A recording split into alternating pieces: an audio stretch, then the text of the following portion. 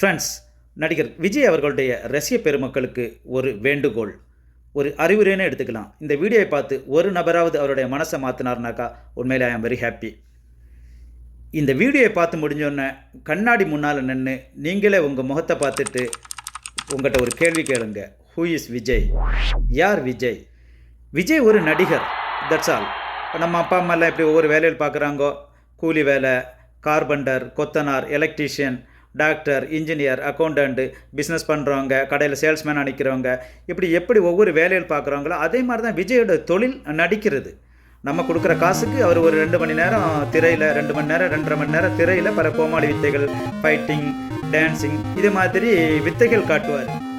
அவர் ஒருபோதும் உங்களுக்கு ஹீரோ ஆக முடியாது. உங்கள் அப்பா அம்மா தான் உங்களுக்கு ஹீரோ. ஏன்னா அவங்க உங்களை பெற்று வளர்த்தி ஆளாக்கி படிக்க வச்சு அவங்க உங்களுக்கு ஒரு நல்ல வேலையில் நீங்கள் ஏறி நீங்கள் இந்த சமூகத்தில் ஒரு நல்ல நிலையில் வரணும்னு அவங்க விரும்புகிறாங்க.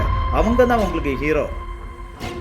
பட் நடிகர் விஜய் அவருடைய கூட்டமும் புதிய படம் இறங்கின ஆரம்ப காலங்களில் 100 ரூபா டிக்கெட்டை 1000 ரூபா 2000 ரூபா விற்கிறதுல இருந்து சமீபத்தில் கரூரில் நடந்த சம்பவம் வர ஒன்றுமே சொல்கிறதுக்கு இல்லை. எல்லாமே உங்களுக்கு புரிஞ்சிருக்கும். சிந்திச்சு பாருங்கள்.